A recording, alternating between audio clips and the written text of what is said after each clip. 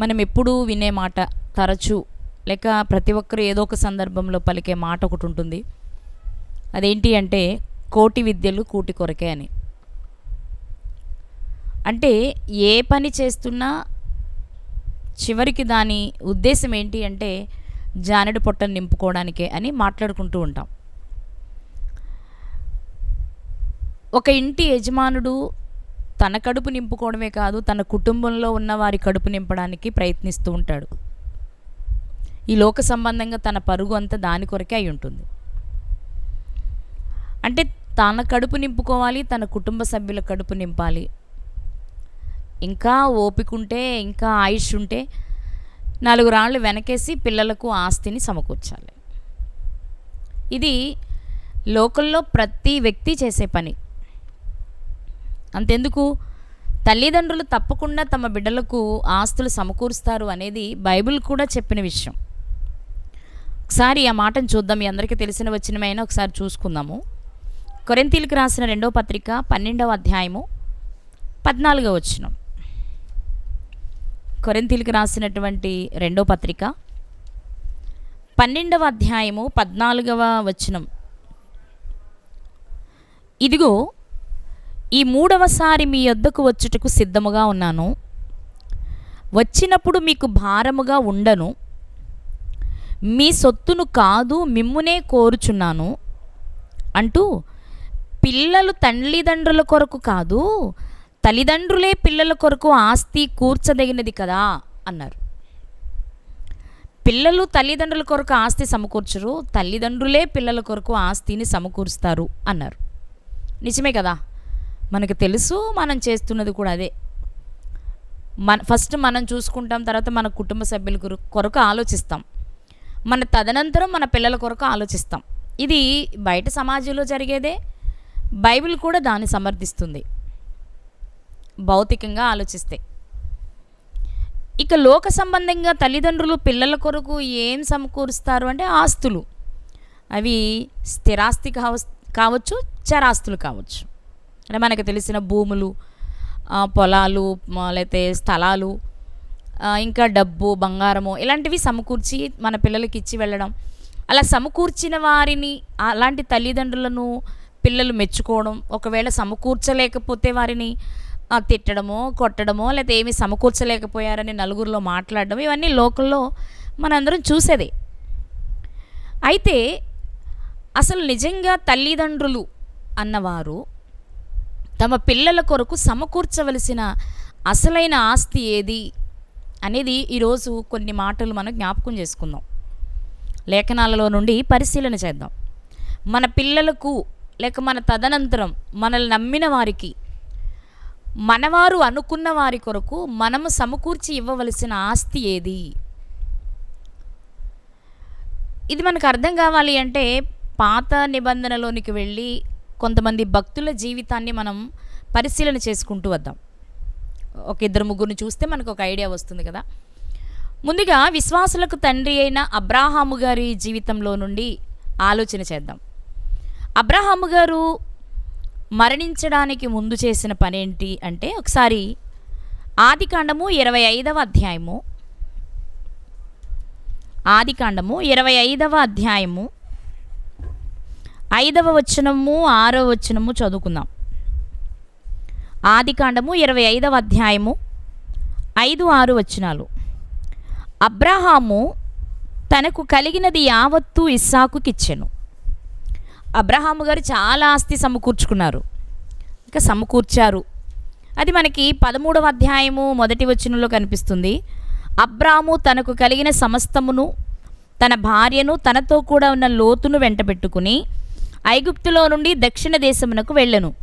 2వ వచనంలో అబ్రాము వెండి, బంగారము, పశువులు కలిగి బహుధనవంతుడై ఉండెను. అబ్రాహాము గారి దగ్గర వెండి, బంగారము, పశువులు, గుడారాలు, ఆస్తి ఉంది. బహుధనవంతునిగా ఉన్నారు. ఇప్పుడు ఆయన మరణ దినము సమీపించినప్పుడు తన ఆస్తి మొత్తాన్ని ఇస్సాకు గారికి ఇస్తున్నారు. మరి ఇస్సాకు గారు కాకుండా ఇంకా పిల్లలు ఉన్నారు కదా అబ్రాహాము గారికి. ఇస్సాకు గారు శారా గారి వలన జన్మించారు. మరి హాగరు గారి వలన ఇష్మాయిల్ గారు ఉన్నారు. కెతూరా గారి వలన 6 కుమారులు ఉన్నారు కదా. మరి వాళ్ళకేం చేశారు? ఒకవేళ ఆస్తి అంతా ఈయనకిచ్చి ఆత్మ సంబంధమైన వరాలు లేక ఆత్మ సంబంధమైన విషయాలన్నీ వారికి నేర్పారంటే వాళ్ళకేమి ఇచ్చారో కూడా కింద రాయబడింది. ఒకసారి మనం చూద్దాం. 6వ వచనం.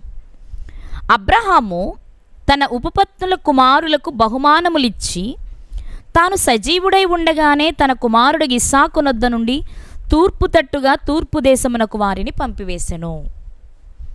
ఇక్కడ మనకేం కనిపిస్తుందంటే అబ్రహాము గారు తన ఆస్తిని సమస్తాన్ని ఇస్సాకు గారికి ఇచ్చారు. అలానే మిగిలిన పిల్లలను వదిలేయలేదు. వారికి కొన్ని కానుకలు ఇచ్చి కొన్ని బహుమానాలు ఇచ్చి ఆయన బ్రతికుండగానే ఇస్సాకు గారికి దూరంగా పంపించేశారట. ఎలాంటి ఇబ్బంది లేకుండా, గొడవలు రాకుండా తానేమి ఇవ్వాలనుకుంటున్నారో అది ఇచ్చి, ఒకవేళ కెతూరా గారిని వివాహం చేసుకునేటప్పటికే ఆమెకేం చేయాలనుకుంటున్నారో ఆయన ముందే చెప్పారేమో. నేను నీకు ఇది మాత్రమే చేస్తాను, నీ వలన పుట్టే పిల్లలకి ఇది మాత్రమే ఇస్తాను అనే విషయాన్ని ఒకవేళ ముందే మాట్లాడేశారేమో. అందువలన కానుకలు ఇచ్చి వారిని పంపించేశారు. ఆస్తి మొత్తం ఇస్సాకు గారికి ఇచ్చేశారు. అంటే భౌతికంగా లోక సంబంధంగా మనం ఆలోచిస్తే లోక సంబంధమైన ఆస్తిని ఇస్సాకు గారికి ఇచ్చారు.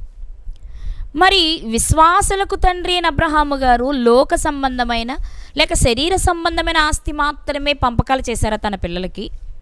ఇంకా ఏమైనా ఇచ్చారా అని ఆలోచన చేస్తే ఇచ్చారు అనుకోవడానికి ఒక మాటను మనం చూడొచ్చు.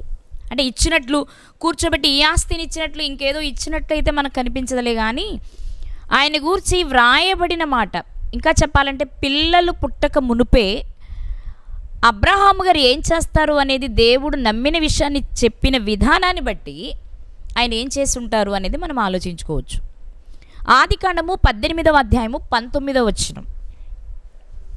ఆదికాండము 18వ అధ్యాయము 19వ వచనాన్ని ఒకసారి మనం చూస్తే ఎట్లనగా, యెహోవా అబ్రహామును గూర్చి చెప్పినది అతనికి కలుగ చేయునట్లు తన తరువాత తన పిల్లలను తన ఇంటి వారును నీతి న్యాయములు జరిగించుచు యెహోవా మార్గమును గైకొనుటకు అతడు వారికి ఆజ్ఞాపించినట్లు నేను అతన్ని ఎరిగి ఉన్నాను అనెను.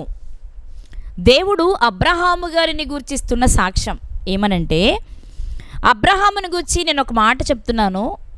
అదేంటి అంటే, అతనికి నేను సంతానాన్ని ఇస్తాను, అతడు నాకు ఇష్టమైన వ్యక్తిగా లేక నాకు నచ్చిన వ్యక్తిగా జీవించడానికి వీలుంది. ఎందుకు అతను నాకు నచ్చుతాడు అంటే, నేను అతనికి చెప్పినది అతనికి జరిగే లోపు తను ఏం చేస్తాడంటే, తన తరువాత అంటే అబ్రహాము గారి తర్వాత తన పిల్లలు తన ఇంటివారు అందరూ కూడా నీతి న్యాయము జరిగించుచు యెహోవా మార్గమును గైకొనుటకు అతడు వారికి ఆజ్ఞాపిస్తాడు అని నేను ఎరిగి నేను అతన్ని మెచ్చుకుంటున్నాను అంటున్నారు దేవుడు. అంటే ఆస్తి పంపకాలే కాదు, అబ్రహాము గారు తన తరువాత వచ్చే తన పిల్లలకు తన సంతతి వారికి యెహోవా మార్గము గైకొనుట నేర్పిస్తాడు అని దేవుడు నమ్మారు. నమ్మి చెప్పిన సాక్ష్యము. అంటే తప్పకుండా తర్వాత కాలంలో ఏం జరుగుండాలి అంటే, అబ్రహాము గారు తన పిల్లలకు ఆ విషయాలు తప్పకుండా నేర్పుండాలి. నేర్పడం అంటే ఏదో కూర్చోబెట్టుకొని ఎదురుగా బెత్తం పట్టుకొని నేర్పారని మనం అనుకోక్కర్లేదు. ఆయన చేస్తూ ఆయన పాటిస్తూ అవి పిల్లలు జరిగించేలా చేసి ఉండాలి. ఇంతకీ అబ్రహాము గారు పాటించారా అసలు ఆజ్ఞల్ని? ఏదో దేవుడు పిలిచారు, వచ్చారు, వెళ్ళమన్న చోటికి వెళ్ళారు, గొప్పోడయ్యారు అని మాత్రమేనా? అసలు ఆయన ఆజ్ఞలు పాటించారా లేదా? ఒక మాట చూసి ఆయన పాటిస్తే తప్పకుండా తన పిల్లలకు నేర్పించుండాలి, వాళ్ళు దాన్ని పాటించుండాలి. ఇది రాయబడకపోయినా, కూర్చోబెట్టి నేర్పించినట్లు మనకు కనబడకపోయినా వారి క్రియలు దానిని మనకు రుజువు చేయడానికి అవకాశం ఉంది. కాబట్టి ఒక మాటను మనం చూద్దాం. ఆదికాండము 26వ అధ్యాయము 5వ వచనం. ఆదికాండము 26వ అధ్యాయము 5వ వచనము. ఏలయనగా అబ్రాహాము నా మాట విని నేను విధించిన దాని నా ఆజ్ఞలను నా కట్టడలను నా నియమములను గైకొనెనని చెప్పెను. ఇది ఇస్సాకు గారితో మాట్లాడుతున్న సందర్భం, ఇస్సాకు గారి దగ్గర. కానీ అబ్రహాము గారిని జ్ఞాపకం చేసుకుని దేవుడు సెలవిస్తున్న మాట ఏంటి అంటే, అబ్రహాము నా మాట విని నేను విధించిన దాన్ని నా విధులను, అంటే విధించిన దాన్ని అంటే నా విధులను నా ఆజ్ఞలను నా కట్టడలను నా నియమాలను గైకున్నాడు. అంటే ఆయన పాటించారు అని దేవుడు చెప్తున్నారు. ఆ పాటించినవి అతను చేస్తున్నప్పుడు, పాటిస్తున్నప్పుడు పిల్లలు చూస్తూ నేర్చుకుని ఉండాలి. అందుకే అబ్రహాము గారిని దేవుడు బలి ఇవ్వమని అడిగినప్పుడు, బలి ఇవ్వడానికి వెళుతున్నప్పుడు ప్రతి సంగతి ఇస్సాకు గారి అర్థం చేసుకోగలిగారు. కట్టెలు ఉన్నాయి నాన్న, నిప్పుంది, మరి బలికి పశువేది అని అడగగలిగారు. అంటే తన తండ్రి బలి ఎలా ఇస్తారో అతనికి తెలుసు. పైకి తీసుకెళ్ళి కట్టేసి బలిపీఠంపై పెట్టినప్పుడు, నేనే బలి పశువుని, ఇక నేను ఇప్పుడు మరణిస్తున్నాను, నా తండ్రి దేవునికి మాటిస్తే నెరవేరుస్తారు అనే ఒక ఆలోచన ఇస్సాకు గారికి కలగడానికి కారణం ఏంటి అంటే, మొదట దేవుడిచ్చిన ఆజ్ఞలను, శాసనాలను, నిబంధనలను గైకొనే మంచి లక్షణం అబ్రహాము గారికి ఉంది. అది తాను చేస్తూ తన పిల్లలకు నేర్పించారు. ఆ పిల్లలు నేర్చుకున్నారు. అంటే అబ్రహాము గారు తన పిల్లలకు భౌతికపరమైన ఆస్తినే కాదు, దేవుని ఆజ్ఞలను కూడా నేర్పించారు, ఇచ్చారు. దానినే ఆస్తిగా. మీరు వీటిని అనుసరించి నడుచుకుంటే నేను అబ్రహాముని జ్ఞాపకం చేసుకుని మిమ్మల్ని ఆశీర్వదిస్తాను. ఎందుకు ఇక్కడ ఇస్సాకు గారితో చెప్పే మాట 4వ వచనంలో మనం చూడగలిగినట్లయితే, పైనుండి మీరు చదువుకుంటూ వస్తే అది ఇస్సాకు గారితో మాట్లాడేది మీకు అర్థమవుతుంది. 4వ వచనం ఏమని రాయబడింది అంటే, ఏలయనగా నీకును నీ సంతానమునకును ఈ దేశములన్నీ ఇచ్చి, నీ తండ్రి అయిన అబ్రహాముతో నేను చేసిన ప్రమాణము నెరవేర్చి, ఆకాశ నక్షత్రముల వలె నీ సంతానమును విస్తరింపచేసి, ఈ దేశములన్నీ నీ సంతానమునకు ఇచ్చెదను. నీ సంతానము వలన సమస్త భూలోకములు, నీ సమస్త జనులు ఆశీర్వదించబడుదురు అని దేవుడు ఇస్సాకు గారితో చెప్తున్నమాట. ఈ మాట చెప్పేటప్పుడు దేవునికి ఉన్న ఆలోచన ఏంటి అంటే, అబ్రహాము నా ఆజ్ఞలు గైకొన్నాడు, అవే తన పిల్లలకు నేర్పిస్తాడని నేను ముందే ఎరిగాను కదా, అలాగే నేర్పించాడు. నిజంగానే నేర్చుకున్నారు ఇస్సాకు గారు తన జీవితంలో. కాబట్టి మన పితరుడైన అబ్రహాము గారి జీవితాన్ని మనం ఆలోచిస్తే, ఒక తండ్రిగా తాను తన పిల్లల కొరకు, లేక తన కుమారుడైన ఇస్సాకు కొరకు చాలా ఆస్తిని సమకూర్చి పంచడమే కాకుండా, ముఖ్యంగా దేవుని ఆజ్ఞలను, లేకపోతే విధులను, కట్టడలను, శాసనాలను తెలియచేసి, వీటి ప్రకారం నువ్వు బ్రతికితే దేవుడు నాకిచ్చిన ప్రమాణం నీ జీవితంలో కూడా నెరవేరుస్తారు అని ఇస్సాకు గారికి తెలిపారు. దేవుడు కూడా అదే విషయాన్ని జ్ఞాపకం చేశారు. మీ నాన్న చెప్పినట్టు నువ్వు వింటే నేను తప్పకుండా నేను ఆశీర్వదిస్తాను, మీ నాన్నకి ఇచ్చిన మాట నీ జీవితంలో నెరవేరుస్తాను అని చెప్పారు ప్రియులారా. కాబట్టి అబ్రహాము గారి జీవితాన్ని మనం చూస్తే, భౌతికంగా కానీ ఆధ్యాత్మికంగా కానీ ఆస్తిని ఇచ్చారు. ఆయన భౌతికపరమైన ఆస్తిని ఇచ్చారు. దానికి మించి ఆత్మ సంబంధమైన, ఆత్మీయంగా బ్రతకడానికి, నిత్య జీవాన్ని స్వతంత్రించుకోవడానికి దేవునికి ఎలా లోబడి ఉండాలి అనే విషయాన్ని నేర్పించారు. కాబట్టి ఇది తప్పకుండా ప్రతి తల్లి తండ్రి చేయవలసిన పని. ఇక మరి అబ్రహాము గారి నుండి నేర్చుకున్న ఇస్సాకు గారు తన పిల్లలకి నేర్పించి ఉండాలి కదా, నేర్పించారు. మనము వారసత్వంగా ఆలోచిస్తే యాకోబు గారిని ఆలోచిస్తాం. ఆయనకి నేర్పించారు. ఆయన జాగ్రత్తగా బ్రతకడానికే ప్రయత్నం చేశారు. మొదట చిన్న చిన్న మిస్టేక్స్ చేసినప్పటికీ సరిచేసుకుని తన జీవితంలో దేవుని చిత్తానికి తల వంచి, నిజంగా ఇశ్రాయేలుగా మార్చబడిన తర్వాత అతని గర్భవాసం నుండి వచ్చిన వారిని ఇశ్రాయేలుగా పిలువబడుతున్నాం. ఆ ఇశ్రాయేలీలు ఎవరు అంటే దేవునికి ఇష్టమైన జనాంగంగా మనం మాట్లాడుకుంటూ ఉన్నాం. ఇక యాకోబు గారి దగ్గరకు వచ్చి ఆయన ఏం చేశారు తన జీవితంలో, తన పిల్లలకు ఆస్తినేమని ఇచ్చారా ఏంటి అని కనుక మనం ఆలోచన చేస్తే, ఆదికాండము 48వ అధ్యాయము, ఆదికాండము 48వ అధ్యాయము 21వ వచనాన్ని చదువుకుందాం. ఆదికాండము 48వ అధ్యాయము 21వ వచనం. మరియు ఇశ్రాయేలు, ఇదిగో నేను చనిపోవచ్చున్నాను, అయినను దేవుడు మీకు తోడై ఉండి మీ పితరుల దేశమునకు మిమ్మును మరలా తీసుకొని పోవును. నేను నీ సహోదరుల కంటే నీకు ఒక భాగము ఎక్కువగా ఇచ్చి తిని అని, అది నా కత్తితోనూ నా వింటితోనూ అమోరీల చేతిలో నుండి తీసుకుంటునని యోసేపుతో చెప్పాను. మనం చదువుకునే 2 వచనాలలో యాకోబు గారు తన కుమారులకు చెప్తున్న మాట, ఇక మరణానికి సమీపంగా ఉన్న సమయంలో, నేను చనిపోతున్నాను నాయన, తప్పకుండా దేవుడు మిమ్మల్ని మరలా కనానుకు తీసుకుని వెళ్తారు, అది నా తాతగారైన అబ్రహాము గారికి ఇచ్చిన మాట, మీరు అక్కడికి వెళ్తారని చెప్తూ యోసేపు గారితో ఆయన చెప్పిన మాట ఏంటంటే, నేను నీ సహోదరుల కంటే నీకు ఒక భాగం ఎక్కువ ఇచ్చి తిని అన్నారు. అంటే అందరికీ ఆస్తిని పంచిపెట్టారు యాకోబు గారు. అందులో ఒక భాగం యోసేపు గారికి ఎక్కువగా ఇచ్చినట్టు కనబడుతుంది. అంటే యాకోబు గారు కూడా మరణించడానికి ముందు చేస్తున్న పనేంటి అంటే, భౌతికంగా తాను సంపాదించిన ఆస్తిని తన కుమారులందరికీ పంచిపెట్టారు. మరి ఇదేనా చేసింది ఆయన? భౌతికంగా శరీర సంబంధమైన ఆస్తిని మాత్రమే పంచిపెట్టారా? ఆధ్యాత్మిక సంబంధమైన విషయాలు కూడా నేర్పించారా అంటే, 49వ అధ్యాయము మొదటి వచనాన్ని మనం చూడగలిగితే, ఆదికాండము 49వ అధ్యాయము మొదటి వచనాన్ని చదువుకుందాం. యాకోబు తన కుమారులను పిలిపించి ఇట్లనెను, మీరు కూడి రండి, అంత్యదినములలో మీకు సంభవింపబోవు సంగతులను మీకు తెలియచేసేదను.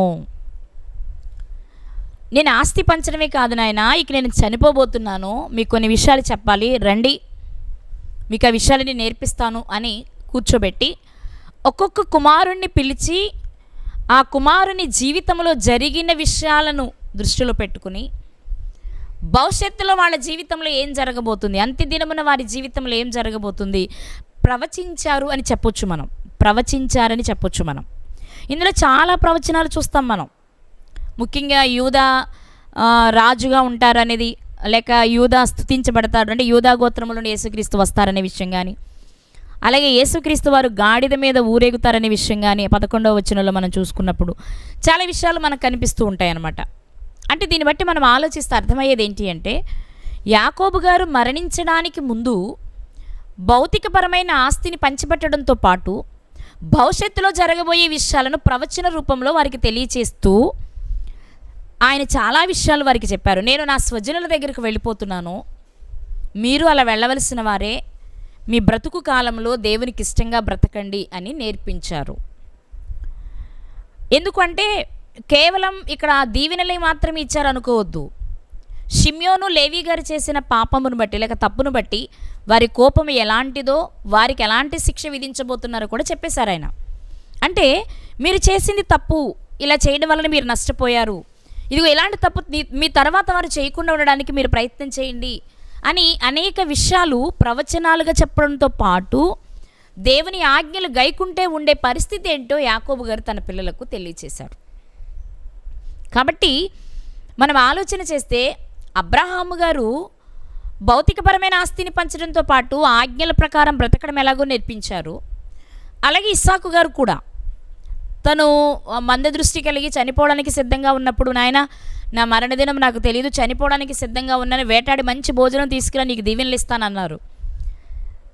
సరే, ఆ దీవెనలు యాకోబు గారికి వెళ్ళేది వేరే విషయము. తర్వాత మిగిలిన విషయాలన్నీ నేర్పించారు. అంటే ఆయన తండ్రి దగ్గర నుంచి ఏమి నేర్చుకున్నారో ఇస్సాకు గారు అవి తన కుమారుడికి నేర్పించారు. యాకోబు గారు ఏమి నేర్చుకున్నారో అవి తన కుమారులకు నేర్పిస్తూ వచ్చారు.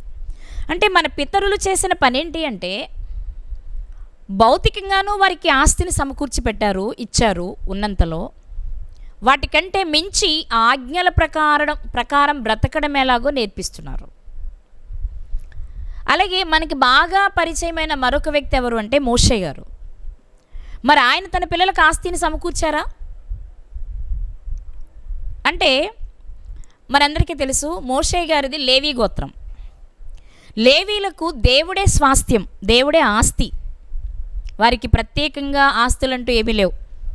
వారి ఇశ్రాయేలు మిగిలిన గోత్రాలన్నిటికీ యాజకత్వాన్ని చేసేవారిగా నియమించబడ్డారు. అందులో గెర్షోన్ నుంచి వచ్చినవారు, కహాతు నుండి వచ్చినవారు, మెరారి నుండి వచ్చినవారు, ఎవరు ఏ పనులు చేయాలో ముందే దేవుడు నిర్ణయించారు. ఆ పనుల ప్రకారం పనులు చేసుకుంటూ వెళ్ళాలి. ఈ ఇశ్రాయేలు మిగిలిన ప్రజలంతా వారికి దశమ భాగాలు, శ్రేష్టమైన భాగాలు, ప్రథమ ఫలాలు తెచ్చేవారు. వాటితో వాళ్ళు జీవనాన్ని సాగించాలి. కాబట్టి వారికి భౌతికపరమైన ఆస్తితో పని లేదు. కానీ మోషే గారు భౌతికపరమైనది కాదు కానీ ఆధ్యాత్మిక సంబంధమైన విషయాలు తన పిల్లలకు, మిగిలిన వారందరికీ, ఇంకా చెప్పాలి అంటే ఎవరు తన పిల్లలుగా పరిగణించబడ్డారు, ఏ పిల్లలకు తన నాయకుడిగా ఉన్నారో ఆ పిల్లలకు కూడా చాలా విషయాలు, ఆధ్యాత్మిక సంబంధమైన విషయాలు ఆయన నేర్పించారు. ఆయన ఏం నేర్పించారు అంటే, ఒకసారి ఒక మాటను చూసుకుందాం. ద్వితీయోపదేశకాండము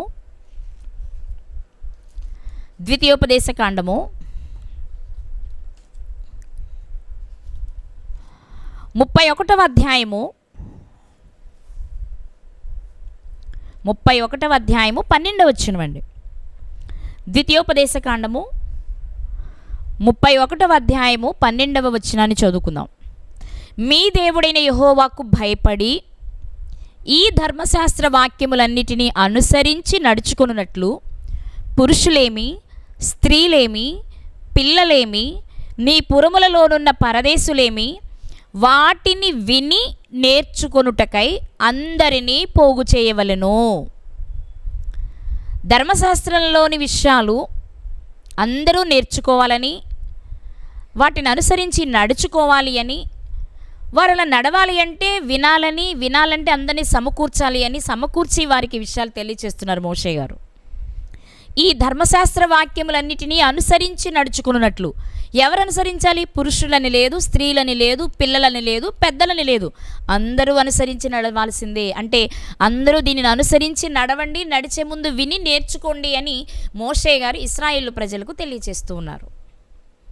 ఇక్కడ తన పిల్లలు, భౌతికంగా జన్మించిన పిల్లలనే కాదు, ఇశ్రాయేలులందరిని ఉద్దేశించి చెప్తున్నమాట. అందులో తన పిల్లలు కూడా ఉన్నారు. వారికి ఏం చెప్తారు? లేవీలుగా మీరు ఎలా ప్రవర్తించాలి, యాజకులుగా మీ ధర్మాన్ని ఎలా నిర్వర్తించాలో అందులో ఏ లోపం లేకుండా మీరు చేయండి అని తన పిల్లలకు చెప్పారు. మిగిలిన వారందరికీ మీరు ధర్మశాస్త్ర ఆజ్ఞలు, కట్టడలు, నియమాలు తప్పకుండా పాటించాలి అనే విషయాన్ని నేర్పించారు. కాబట్టి మోషే గారి జీవితాన్ని మనం చూసుకున్నా ఆయన కూడా ఫైనల్గా అందరికీ చెప్తున్నది ఏంటి అంటే ధర్మశాస్త్రంలో ఉన్న ఆజ్ఞలను తప్పకుండా పాటించాలి, ఇదే మీ ఆస్తి, ఇది మీరు తప్పకుండా పాటించాలి అనే నేర్పించాడు. మరి మోషే గారి తర్వాత వచ్చిన నాయకుడిని యెహోషువ గారు ఏం చేశారు? మీ అందరికీ తెలుసు. యెహోషువ గారు ఏం చేశారు? ఒక మాట చూద్దాం. ఆయన తన పిల్లలకి ఏం నేర్పించారు అంటే, యెహోషువ గారి గోత్రం మనకు తెలుసు కదా, ఎఫ్రాయిము గోత్రం. మరి ఆయన తన పిల్లలకి ఏమైనా ఆస్తిని ఇచ్చారా అంటే, ఆయన భౌతికమైన ఆస్తి ఏమో తను ఇచ్చారో లేదో మనకు తెలియదు, కానీ ఆధ్యాత్మిక సంబంధమైన ఆస్తి మాత్రం ఇచ్చారు. అదేంటి అంటే 24వ అధ్యాయము 15వ వచనం, మీ అందరికీ సుపరిచితమైన వచనం. యెహోషువ గ్రంథము 24వ అధ్యాయము 15వ వచనం. యెహోవాను సేవించడం మీ దృష్టికి కీడని తోచిన ఎడల మీరు ఎవరిని సేవించెదరో, నది అద్దరిని మీ పితరులు సేవించిన దేవతలను సేవించెదరో, అమోరీల దేశమున మీరు నివసించుచున్నారే వారి దేవతలను సేవించెదరో నేడు మీరు కోరుకునుడి. మీరెవరిని సేవింప కోరుకునినను నేనును నా ఇంటి వారును యెహోవాను సేవించదము అనెను. నేను నా ఇంటి వారి యెహోవానే సేవిస్తామని యెహోషువ గారు చెప్పగలిగారంటే తన ఇంటి వారికి ఏమి నేర్పిస్తూ వస్తున్నారు ఆయన? ఎలాంటి పరిస్థితుల్లోనైనా యెహోవానే మనము సేవించాలి అనే విషయాన్ని తన కుటుంబానికి, అంటే తన భార్యకు, తన పిల్లలకు నేర్పిస్తూ వచ్చారు ఆయన. అంటే వాళ్ళని గురించి మనకి వ్రాయబడకపోయినా నేను నా ఇంటి వారు మాత్రం ఇదే సేవిస్తాం, ఆయననే సేవిస్తాం అని చెప్పగలిగారు. అలాని ఇశ్రాయేలు ప్రజలకు యెహోషువ గారు చెప్పలేదంటారా? అంటే మోషే గారంటే లేవి గోత్రికుడు కాబట్టి భౌతికమైన ఆస్తిని పిల్లలకి పోయిండొచ్చు. కానీ యెహోషువ గారు ఎఫ్రాయిము గోత్రం కదా, తన పిల్లలకు ఆస్తిని ఇవ్వాలి కదా, ఇచ్చే ఉంటారు. తాను ఏం సమకూర్చారో అది ఇచ్చుంటారు. కానీ ఆయన ముఖ్యంగా ఇచ్చిన ఆస్తి ఏది అంటే దేవుని ఆజ్ఞల ప్రకారం బ్రతకాలనే విషయాన్ని పిల్లలకు నేర్పించి వారు అలా బ్రతుకుతున్న స్థితికి వచ్చిన తర్వాత ఆ పిల్లలను గురించి కూడా ఆయనే సాక్ష్యం ఇవ్వగలుగుతున్నారు, లేదా ఆయనే చెప్పగలుగుతున్నారు. ఏమని? నా పిల్లలు నా మాట జవదాటరు. వాళ్ళకి నేను ఇచ్చిన ఆస్తి ఇదే. ఏంటది?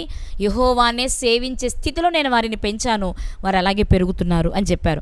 ఇదే ఇశ్రాయేలు ప్రజలతో కూడా చెప్పారు ఆయన. ఆ మాటను కూడా మనం ఒకసారి చూడగలిగితే యెహోషువ గ్రంథం 23వ అధ్యాయము, యెహోషువ గ్రంథం 23వ అధ్యాయము 14వ వచనాన్ని చదువుకుందాం. 14వ వచనాన్ని చదువుకుందాం. ఇదిగో నేడు నేను సర్వలోకుల మార్గమున వెళ్ళుచున్నాను, మీ దేవుడైన యెహోవా మీ విషయమై సెలవిచ్చిన మంచి మాటలన్నింటిలో ఒక్కటి అయినను తప్పి ఉండలేదని మీరు అనుభవపూర్వకముగా ఎరుగుదురు. అవి అన్నీ మీకు కలిగెను, వాటిలో ఒక్కటి అయినను తప్పి ఉండలేదు. అయితే మీ దేవుడైన యెహోవా మీతో చెప్పిన మేలంతయు మీకు కలిగిన ప్రకారము మీ దేవుడైన యెహోవా మీకిచ్చిన ఈ మంచి దేశంలో ఉండకుండా ఆయన మిమ్మల్ని నశింపచేయు వరకు యెహోవా మీ మీదికి కీడంతయు రాచేయును. ఎప్పుడు? మీరు మీ దేవుడైన యెహోవా మీకు నియమించిన ఆయన నిబంధనను మీరి ఇతర దేవతలను పూజిస్తే. వాటికి నమస్కరిస్తే, ఆయనకు కోపాన్ని పుట్టిస్తే మీకు శాపం, కీడు. లేదు, ఆయన ఆజ్ఞలను మీరు పాటించి బ్రతికితే మాత్రం మీరు ఆశీర్వదించబడతారు అని చెప్పారు. కాబట్టి అబ్రహాము గారిని తీసుకున్నా, ఇస్సాకు గారిని తీసుకున్నా, యాకోబు గారిని తీసుకున్నా, మోషే గారిని తీసుకున్నా, యెహోషువ గారిని తీసుకున్నా మనకు కనిపించే విషయాలు ఏంటి అంటే, వారు భౌతికపరమైన ఆస్తులను ఇవ్వడంతో పాటు, ఒకవేళ ఉంటే ఇచ్చారో లేకపోతే లేదు, కానీ ముఖ్యంగా వారికి ఇచ్చిన ఆస్తి ఏదైనా ఉంది అంటే, మీరు దేవుని ఆజ్ఞల ప్రకారం బ్రతకాలి, అలా బ్రతికితే మీరు ఆశీర్వదించబడతారు, అలా బ్రతికితే ఏ కీడు మీ దరి చేరదు, మీరు మేలునే అనుభవిస్తారు అనే విషయం ప్రతి భక్తుడు నేర్పుతూ వచ్చారు. తమ పిల్లలకు నేర్పారు. ఎవరిపైన వారు నాయకులుగా ఉన్నారో వారిని, ఆ పిల్లలను కూడా తన పిల్లలుగా భావించి వారికి ఈ విషయాలన్నీ నేర్పుతూ వచ్చారు ప్రియులారా. ఇక నాయకుడైనటువంటి మోషే, యెహోషువ గారుల తర్వాత మనకు కనిపించే అతి ప్రాముఖ్యమైన వ్యక్తి రాజు అయినటువంటి దావీదు గారు.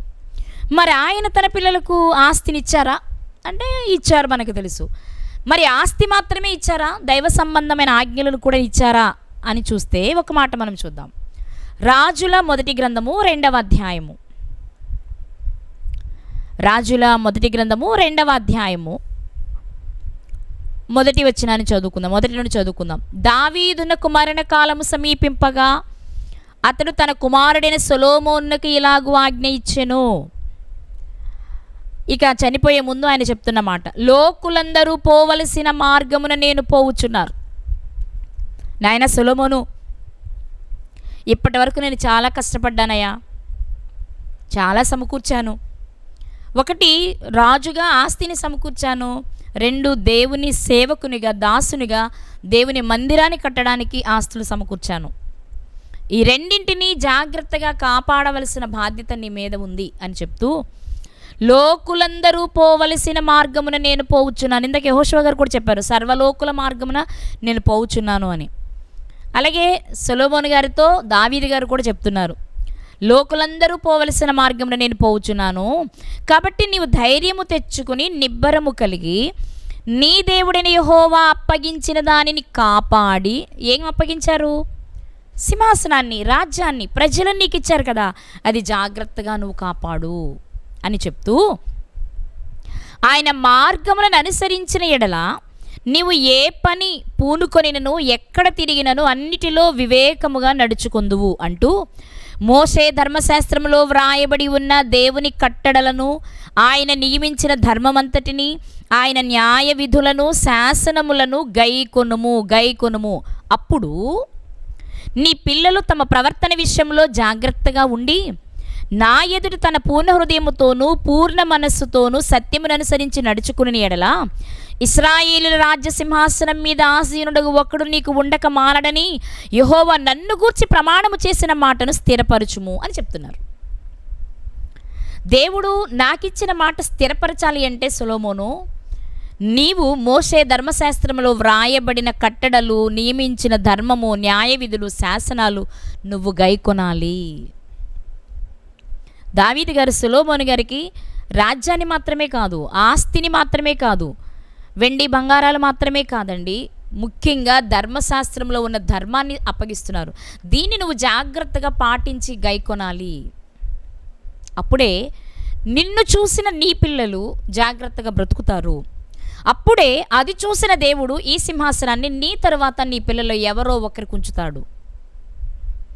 అలా చేయలేకపోయారు కాబట్టే రెహబాము గారి కాలంలో దాటింది అని చెప్పొచ్చు మనం. అయినా దావీదు గారిని జ్ఞాపకం చేసుకుని ఒక్కొక్కరిని ఉంచుతూ వచ్చినట్లుగా మనం చూస్తాం. ఇక్కడ మనం ఆలోచన చేస్తే 12 గోత్రాలు సొలొమోను గారి తర్వాత ఇక్కడే ఉండాలి, కానీ విడిపోవడానికి కారణం ఏంటి అంటే సొలొమోను గారి ప్రవర్తన సరిగా లేదు కాబట్టి. అలాని తండ్రి చెప్పలేదా అంటే తప్పకుండా చెప్పారు. కాబట్టి అబ్రహాము గారి విశ్వాసులకు తండ్రి అయిన అబ్రహాము గారిని తీసుకున్నా, దేవుని ఇల్లంతటిలో నమ్మకమైన వాడు, భూమి మీద ఉన్న వారందరిలో మిక్కిలి సాత్వికుడైన మోషే గారి జీవితాన్ని తీసుకున్నా, దేవుని హృదయానుసారుడు లేక దేవుని చిత్తానుసారమైన మనసు కలిగిన వారైన దావీదు గారిని తీసుకున్నా, వారు భౌతికంగా సంపాదించిన ఆస్తులను పంచిపెట్టడంతో పాటు, ఒకవేళ అవి లేకపోయినా ముఖ్యంగా వారు తమ పిల్లలకి ఇచ్చిన ఆస్తి ఏది అంటే ధర్మశాస్త్రము, ధర్మము, దేవుని మాట, దేవుని నిబంధన తన పిల్లలకు ఆస్తిగా పంచిపెట్టారు. ఈ రాత్రి దేవుడు మనతో మాట్లాడుతున్న విషయం ఏంటి అంటే, మనము మన పిల్లలకు ఎలాంటి ఆస్తిని సమకూరుస్తున్నాం. ఏమోనండి, నేను భౌతికపరమైన ఆస్తి సమకూర్చకపోతే రేపు నన్ను చూడరేమో అనుకుని సంపాదించి పెట్టి ఇవ్వాలనుకుంటున్నావా, ఇవ్వు, తప్పలేదు. కానీ అది మాత్రమే నీ జీవిత ధ్యేయం కాకూడదు. దాన్ని సంపాదించడానికే నువ్వు పరిగెత్తకూడదు. దానికంటే ముఖ్యమైనది తప్పకుండా నువ్వు ఇవ్వాల్సింది, అసలు నీ పిల్లవాడు, నీ కుమారుడు తన ఆస్తిగా భావించవలసింది ఏంటి అంటే, దేవుడు ఇచ్చిన నిబంధనను, ధర్మశాస్త్రాన్ని ప్రాముఖ్యమైన ఆస్తిగా భావించి దాని యందు శ్రద్ధ కలిగి జీవించగలిగితే అతడు ఏ విషయంలోనూ తప్పిపోడు, కుడికి కానీ ఎడమకు కానీ. ధర్మశాస్త్రాన్ని లేక దేవుని మాటలను తన హృదయంలో పదిలపరుచుకున్న ఏ బిడ్డైనా తల్లిని ప్రేమిస్తాడు, తండ్రిని ప్రేమిస్తాడు, భార్యని ప్రేమిస్తాడు, పిల్లల్ని ప్రేమిస్తాడు, పొరుగువాన్ని ప్రేమిస్తాడు, శత్రువుని కూడా ప్రేమిస్తాడు. అందుకే నన్ను ప్రేమించు అని తనను ప్రేమించేలా తాను కష్టపడి సంపాదించిన ఆస్తి పిల్లలకి ఇవ్వడము, లేకపోతే తల్లిదండ్రులు మాత్రమే చూడాలి అని వారు సంపాదించింది మాత్రమే పిల్లలకి ఇవ్వడమో కాదండి. ఎవరినైనా ప్రేమించగలిగేలా మన బిడ్డలు ఎదగాలి అంటే వారికి ముఖ్యంగా మనం ఇవ్వవలసిన ఆస్తి ఏదో తెలుసా? దేవుడిచ్చిన నిబంధనలను వారికి తెలియచేయాలి. నాన్న, మనం ఇలా బ్రతకాలి, ఈ విషయమై బ్రతకాలి, ఇలా బ్రతికితేనే దేవుడు మెచ్చుకుంటారు, ఇలా బ్రతికితేనే మనకి నిత్యజీవం ఇస్తారు అనే విషయం ప్రతి తల్లి, తండ్రి, గురువు పిల్లలకు నేర్పాలి. పిల్లలకు సమకూర్చవలసిన ఆస్తి ఏదైనా ఉంది అంటే అదే ప్రియులారా. ఇంతేనా అంటే, మనం క్రొత్త నిబంధనలోనికి వెళ్ళి చూస్తే క్రొత్త నిబంధన చట్టం ప్రకారము లేక క్రొత్త నిబంధన కాలం ప్రకారము గురువుగా, మన నాయకునిగా, మనకు మాదిరిగా మనము మాట్లాడుకునే ఏకైక వ్యక్తి ఎవరు అంటే యేసుక్రీస్తు ప్రభువారు. యేసుక్రీస్తు ప్రభువారు మరి తన దగ్గర పెరిగిన శిష్యులకు ఏమి నేర్పించారు? ఆయన ఎలాంటి ఆస్తిని సమకూర్చి వారికి ఇచ్చారు? ఒక మాట మనం చూడగలిగినట్లయితే, యేసుక్రీస్తు ప్రభువారు తన శిష్యులకు ప్రారంభం నుండి చెప్తూనే వచ్చారు. ఆయన, ఈ లోక సంబంధమైనవి ఏవి మీ దగ్గర ఉంచుకోవద్దు, మీరు అలా వెళ్ళండి, మిమ్మల్ని ఎవరైనా చేర్చుకుంటే ఆ ఇంటిలో ఉండండి, మీకు నేను నేర్పించిన విషయాలు బోధించండి, వారు ఏమైనా పెడితే తినండి, లేకపోతే వచ్చేయండి మెల్లగా. భౌతిక సంబంధమైన ఆస్తులను గురించి యేసుక్రీస్తు వారు పంచలేదు, దాని గురించి చెప్పలేదు. ఇంకా చెప్పాలి అంటే అవి మనకు ఉండవు, వద్దు, ఏవి ఉంచుకోవద్దు మీ దగ్గర అని చెప్పారు. కానీ ఆయన మరణిస్తూ తన శిష్యులకి ఇచ్చిన ఆస్తి ఒకటి ఉంది. ఆయన మరణించే ముందు తన శిష్యులకి ఇచ్చిన ఆస్తి ఒకటి ఉంది. అదేంటి ఒకసారి లేఖనాల్లోనికి వెళ్ళి మనం చూద్దాం. యోహాను సువార్త 17వ అధ్యాయము 13-14 వచనాలు. యోహాను సువార్త 17వ అధ్యాయము 13-14 వచనాలు. ఈ అధ్యాయాన్ని మనము యేసుక్రీస్తు ప్రభు వారు మరణించడానికి అప్పగించడానికి ముందు తండ్రికి చేస్తున్న ప్రార్థన. ఈ ప్రార్థనలో ప్రాముఖ్యమైన విషయం ఏంటి అంటే, తన శిష్యులను గూర్చి మాట్లాడుతున్నారు ఆయన. వారు ఎలా వచ్చారు యేసుక్రీస్తు వారి దగ్గరికి, మరి ఇప్పుడు ఆయనకి ఏం జరగబోతుంది, ఆ తర్వాత వాళ్ళ పరిస్థితి ఏంటి, ఈ విషయాలన్నీ తన తండ్రితో మాట్లాడుతున్న విషయాలు మనకు తెలుసు. మొదటి 2-3 వచనాలు మీరు చదివితే మీకు అర్థమయ్యే విషయమే. ఇందులో ప్రాముఖ్యమైన విషయాలు అంటే మిగిలినవి కాదని కాదు, ఈరోజు మనకు అవసరమైన విషయాలు ఏంటి అంటే 13-14 వచనాలు చదువుకుందాం. ఇప్పుడు నేను నీ యొద్దకు వచ్చుచున్నాను. ఇక్కడ నాకు అప్పగించిన పని అయిపోయింది కదా నాన్న, ఇక శిలువ మరణం ఒకటే ఉంది, అది కూడా పూర్తయిపోతుంది. మరి అది అయిపోగానే నేను నీ దగ్గరకు వచ్చేస్తాను, నేను వచ్చుచున్నాను. నా సంతోషము వారి యందు పరిపూర్ణమగునట్లు లోకమందు ఈ మాట చెప్పుచున్నాను. ఏం చెప్తున్నారు అంటూ, వారికి నీ వాక్యమునిచ్చి ఉన్నాను, వారికి నీ వాక్యమునిచ్చి ఉన్నాను అన్న మాట ప్రయోగించారు ఆయన. అంటే యేసుక్రీస్తు ప్రభువారు కూడా ఈ లోకమును విడిచి వెళ్ళిపోయే ముందు, అది వృద్ధాప్యమే కాకర్లేదు, ఈ లోకాన్ని నేను విడిచిపెట్టే సమయం ఆసన్నమైంది అనే విషయం ఆయనకు అర్థమైపోయింది. కాబట్టి తన శిష్యులకు ఆయన ఇచ్చిన ఆస్తి ఏంటో తెలుసా? వాక్యం ఇచ్చారట. వారికి నీ వాక్యం ఇచ్చి ఉన్నాను, ఆ వాక్యంతోనే వారు బ్రతుకుతారు, ఆ వాక్యంతోనే వారు జీవిస్తారు, ఆ వాక్యం ద్వారానే మరలా నీ దగ్గరకు వస్తారు, లేక నీవు ఉన్న చోటికి వాళ్ళు వస్తారు, రావాలి. ఇది యేసుక్రీస్తు వారి కోరిక. అందుకే వారు ఏ స్థితిలో ఉన్నా, ఇంకా చెప్పినప్పటికీ పూర్తిగా వాళ్ళు సంపూర్ణమైన పరిచర్యలో లేరు, దేవుని మీద కూడా అంత సంపూర్ణమైన విశ్వాసం వారికి లేదని మనం చెప్పుకుంటున్నాం. ఆ స్థితిలో కూడా యేసుక్రీస్తు వారు వారికి సమకూర్చి ఇచ్చిన ఆస్తి ఏంటో తెలుసా? వాక్యాన్ని ఇచ్చారు. ఎందుకు వాక్యాన్ని ఇచ్చారో తెలుసా?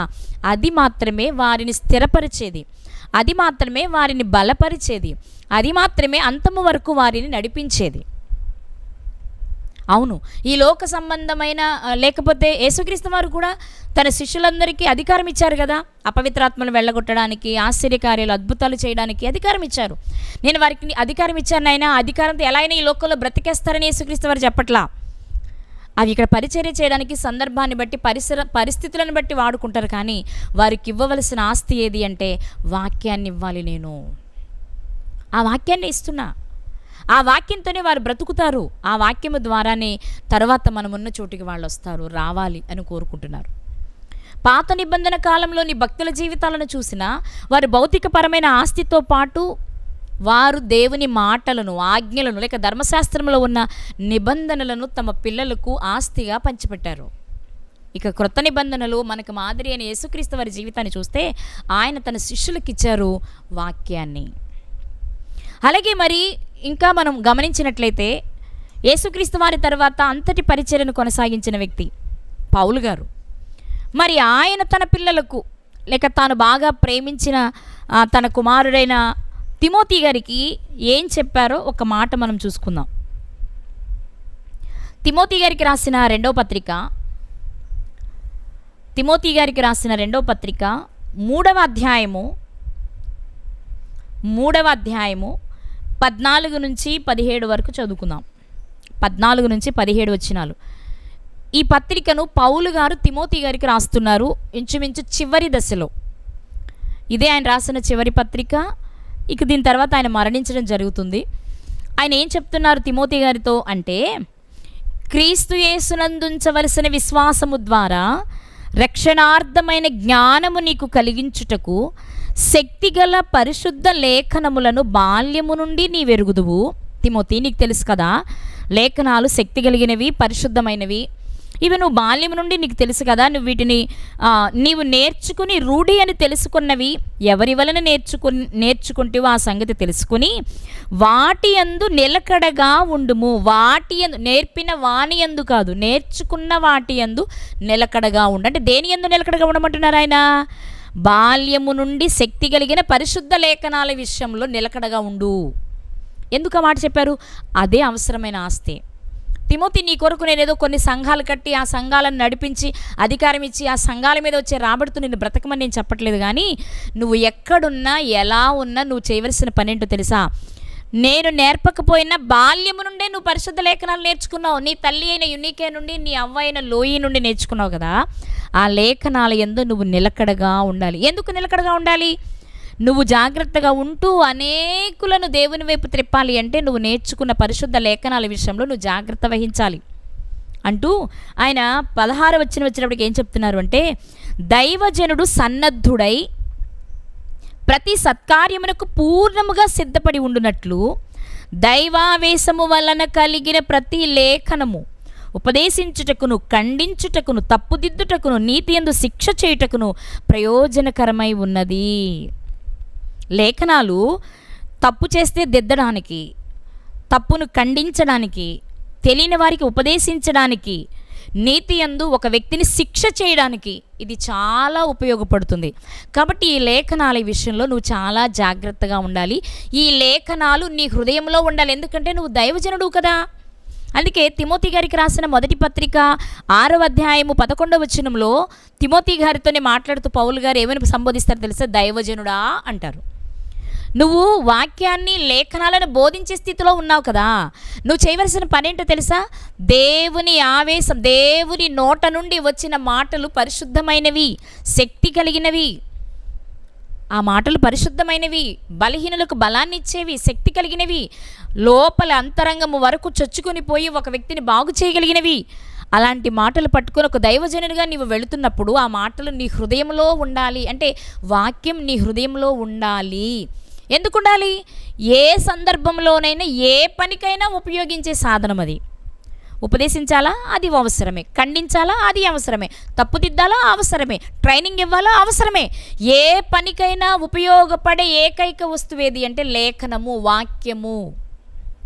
కాబట్టి ఆ లేఖనాలు స్థిరంగా నీలో ఉండాలి, అందులో నువ్వు నిలకడగా ఉండాలి తిమోతి అని చెప్పారు. కాబట్టి ప్రియులారా, ఒకసారి మనం చాలా జాగ్రత్తగా ఆలోచిస్తే ప్రారంభం నుండి కూడా ఈరోజు మనము మన పిల్లలకి ఇస్తున్న ఆస్తి ఏది? అలానే భౌతికపరమైనది ఇవ్వద్దండి, వాళ్ళని బికారులుగా అనాథలుగా దిక్కులేని వారికి చేయమని నేను చెప్పట్లా. ఇవ్వండి, మీరు సంపాదించింది ఉంటే వాళ్ళకి ఇవ్వండి. కానీ దానికంటే ముందు ముఖ్యంగా మనము మన పిల్లలకి ఇవ్వవలసిన ఆస్తి ఏదో తెలుసా? వాక్యాన్ని ఇవ్వాలి, వాక్యాన్ని ఇవ్వాలి. సాక్షాత్తు యేసుక్రీస్తు వారే అధికారాలు ఇచ్చాను కదా బ్రతికేయండి ఎలాగోలా అని చెప్పలేదు. వాళ్ళకి వాక్యాన్ని ఇచ్చానని, వాక్యం ఇచ్చిన సంగతి మరలా తన తండ్రికి చెప్తున్నారు. వారికి నీ వాక్యం ఇచ్చానయ్యా, దాంతో వాళ్ళు బ్రతుకుతారు, పరిపూర్ణులు కావాలి, మన దగ్గరకు తిరిగి రావాలి అని చెప్తున్నారు ప్రియులారా. కాబట్టి మనం ఆలోచన చేద్దాం, ఈరోజు మనము మన పిల్లలకు ఏ ఆస్తిని ఇస్తున్నాం? ఏ ఆస్తిని ఇస్తున్నాం? అసలు మీకు మాట చెప్పనా, మనకి మన పిల్లలే ఆస్తి. మన పిల్లలకు మనం ఇవ్వవలసిన ఆస్తి ఏదైనా ఉందంటే అది వాక్యం. మనకు ఆస్తి మన పిల్లలు, మన పిల్లలకు మనం ఇవ్వవలసిన ఆస్తి వాక్యం. అంటే మన పిల్లలకు మనం వాక్యాన్ని ఇస్తే తప్పకుండా వాళ్ళు దేవుని కొరకు ఉన్నతంగా బ్రతుకుతారు, ఉన్నతమైన మహాలోకాన్ని స్వతంత్రించుకుంటారు. నిజమే కదండి? వాక్యాన్ని కలిగిన వారు, వాక్యాన్ని ఆస్తిగా ఇచ్చిన వారు ఎలా బ్రతికారు అంటే మనకు తెలుసు. అబ్రహాము గారు ధర్మశాస్త్రాన్ని ఇచ్చాడు తన కుమారునికి. అప్పటికి లిఖితపూర్వకంగా లేకపోయినా వాక్కు రూపంలో ఇచ్చారు. వాటిని అనుసరించి బ్రతికిన ఇస్సాకు గారి చరిత్రలో ఒక గొప్ప వ్యక్తిగానే మిగిలిపోయారు. ఇస్సాకు గారు తన కుమారుడిని యాకోబు గారికి అదే ఇచ్చాడు, ఆయన కూడా చరిత్రలో నిలిచిపోయారు. అలాగే మోషే గారు తను నడిపించిన నాయకులకి ధర్మశాస్త్రాన్ని ఇచ్చారు, దానిని అనుసరించలేదు కాబట్టి ఇశ్రాయేలు పాడేలు అనుసరించి నడిచినటువంటి వారు కనాను చేరగలిగారు. యెహోషువ కాలేబు గారులు మనం చూస్తున్నాం కదండి. అలా చరిత్ర మనం చూసుకుంటూ వస్తే ధర్మశాస్త్రాన్ని లేక దేవుని మాటలను, వాక్యాన్ని ఆస్తిగా తమ పిల్లలకు తాము నడిపించిన పిల్లలకు ఇచ్చిన వారు, దాన్ని అనుసరించిన వారు గొప్ప స్థాయికి వెళ్ళారు, దానిని తృణీకరించిన వారు పతనమైపోయారు. అంటే ఒక మనిషి అభివృద్ధి చెందాలి అన్నా, పతనమైపోవాలి అన్నా, రెండింటికి ఉపయోగపడేది ఏదైనా ఉంది అంటే అది కేవలం వాక్యం మాత్రమే. ఎందుకంటే మనుషులుగా మనం కొన్ని సందర్భాల్లో స్వార్థాన్ని నేర్పించవచ్చేమో, మనం మనుషులుగా కొన్ని సందర్భాల్లో లోక సంబంధమైన విషయాలు నేర్పుతామేమో, కానీ ఒక మనిషిని పరిపూర్ణునిగా తీర్చిదిద్దగలిగింది వాక్యం మాత్రమే. అందుకే మన పిల్లలకు మనం ఇవ్వవలసిన ఆస్తి వాక్యం. ప్రియులారా, ఎంతమందిని చేస్తున్నాం ఈ పని? వాక్యాన్ని నేర్పడానికి తల్లులుగా, తండ్రులుగా మీ పిల్లలకు వాక్యాన్ని నేర్పడానికి ఎంతమంది శ్రద్ధ తీసుకుంటున్నారు?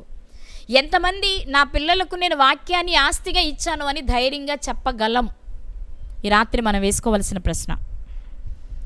లేదు, నువ్వే ఒక సంఘాన్ని నడుపుతూ ఉంటే, లేదా నీవే కొంతమంది మీద నాయకునిగా ఉండుంటే, నువ్వు నడిపిస్తున్న పిల్లలకు నువ్వేమి ఆస్తిగా ఇస్తున్నావు? నువ్వు దేనిని స్వాస్థ్యంగా ఇస్తున్నావు? ఒకసారి ఆలోచన చేసుకుందాం. మన కుటుంబంలోని మన పిల్లలకు దేనిని ఆస్తిగా ఇస్తున్నాము? మనం నడిపే సంఘంలోని పిల్లలకు దేనిని ఆస్తిగా ఇస్తున్నాము? ఏమిస్తున్నావు? వెండిని, బంగారాన్ని, ధనాన్ని, స్థిర చరాస్తులనే ఆస్తిగా ఇస్తున్నావా? వాటికి మించినది, వాటికంటే, వెండి బంగారాల కంటే కోరదగినది, ధనరాశుల కంటే గొప్పది ఈ లోకంలో మనుషులెవ్వరూ ఇవ్వలేని ఆస్తి ఏదైనా ఉంది అంటే వాక్యమని నీకు అర్థమైతే, ఆ వాక్యాన్ని నేర్పడానికి ఎంత సమయం నీ పిల్లలకు నువ్వు కేటాయిస్తున్నావు? ఎంత సమయం వారికి దేవుని గురించి చెప్తున్నావు? ఒకసారి ఆలోచించు. వాళ్ళకి తెలుసండి, వాళ్ళకి వయసు వచ్చిందండి, వాళ్ళకి తెలుసుకున్నాకే చూద్దామని అంటున్నావా? ఎందుకండి, చనిపోయే రోజు వరకు కూడా ఎంత వయసులో ఉన్నవారైనా కూడా అపవాది పడవేయడానికి ప్రయత్నిస్తున్నప్పుడు చిన్నపిల్లలు ఏం నిలబడగలరు, యవ్వనస్తులు ఎంతవరకు నిలబడగలరు? ఆలోచించండి. వాళ్ళని ప్రోత్సహించాల్సింది, సరిచేయవలసింది, వారిని ఖండించాల్సింది, తప్పుదిద్దవలసింది మనమే కదా. అలాంటప్పుడు వారి విషయంలో మనం ఎంత శ్రద్ధ తీసుకుంటున్నాం? దేనిని మనం ఆస్తిగా ఇస్తున్నాం? వారికి ఆరోగ్యాన్ని ఆస్తిగా ఇస్తున్నామా? ఆత్మీయతను ఆస్తిగా ఇస్తున్నామా? ఒకసారి ఆలోచన చేద్దాం. బైబిల్ చెప్తుంది, వాక్యాన్ని ఆస్తిగా ఇస్తే ఆ కుమారుడు తప్పకుండా ఒక క్రీస్తులా, ఒక పౌలు గారిలా, ఒక తిమోతి గారిలా బ్రతుకుతారు కదా.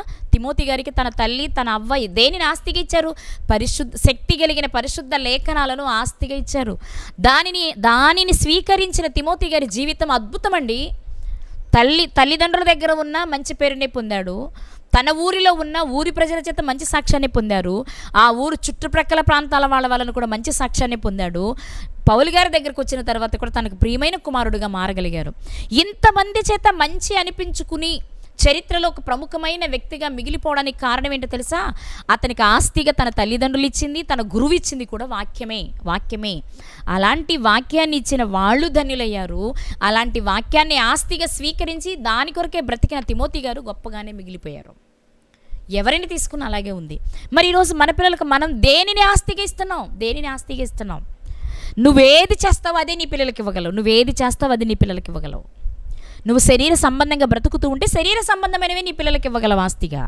నువ్వు ఆత్మ సంబంధమైన వ్యక్తిగా బ్రతుకుతూ ఉంటే శరీర సంబంధమైనవి ఇచ్చినా ఇవ్వకపోయినా ఆత్మ సంబంధమైన విషయాలు తప్పకుండా నేర్పిస్తావు. నీ బ్రతుకుకు కారణం, నువ్వు అనుభవిస్తున్న ఈ జీవితానికి కారణం దేవుని కృప అనే విషయం నీ బిడ్డలకు తెలియచేస్తే వాడు వాక్యాన్ని వదలడు. ఆ వాక్యంలో బ్రతుకుతున్నవాడు ఎప్పటికీ చెడిపోడు. నేను నేర్పేదేముందండి, వాడు నాకంటే ముదురు, నాకంటే తెలివిగలవాడు, చాలా వాక్యం వాడికి బాగా తెలుసు అనుకుంటున్నావా? కానీ ఒక తల్లిగా, ఒక తండ్రిగా నువ్వు చేయవలసిందేది. రేపు దేవుడు నిన్ను లెక్క అడిగితే, నీ పిల్లలకు నువ్వు వాక్యాన్ని ఇచ్చావా లేదని అడిగితే ఏం చెప్తావు? నాకు 2 ఉన్నారండి, ఒకరికి నేర్పించాను, నాకు 4 ఉన్నారండి, 2కి నేర్పించాను, ఇద్దరికి అది నేర్పించాను, ఇద్దరికి ఇది నేర్పించానంటావా? ఆత్మ సంబంధమైన నేర్పినవాడు బాగుంటే ఆత్మ సంబంధంగా ఆత్మలకు తండ్రి అయిన దేవుని దగ్గరికి వెళ్తాడు. మరి శరీర సంబంధమైన ఆస్తిని ఇచ్చిన వాడు ఎక్కడికి వెళ్తాడు? వాడి క్షేమాన్ని కోరుకోవలసిన బాధ్యత తల్లిగా, తండ్రిగా నీకు లేదా? ఒకసారి ఆలోచన చేయండి. ఈరోజు దేవుడు మనతో మాట్లాడుతున్న విషయం ఏంటో తెలుసా? మనము మన పిల్లలకు ఇవ్వవలసిన అసలైన ఆస్తి ఏంటో తెలుసా? వాక్యము. ఆ వాక్యాన్ని ఇద్దాం. ఆ వాక్యాన్ని ఆస్తిగా ఇస్తే వాడి లోకంలో సంతోషంగా బ్రతకగలడు, సంతృప్తిగా బ్రతకగలడు, మరొకరికి మాదిరిగా బ్రతకగలడు, మరణిస్తే పరలోకాన్ని స్వతంత్రించుకోగలడు. మరి అలాంటి ఆస్తిని ఇద్దామా? ఆసక్తి కలిగిన వారు మీ పిల్లలకు వాక్యాన్ని ఆస్తిగా ఇవ్వండి. వారు తప్పకుండా మనుషుల దయందును దేవుని దయందును అభివృద్ధి చెందుతారు. పరలోకాన్ని స్వతంత్రించుకోవడానికి వీలు కలుగుతుంది. అలాంటి ఆస్తినిచ్చే తల్లిదండ్రులుగా మనమంతా ఉండాలని కోరుకుంటూ నా మాటలు ముగిస్తున్నాను.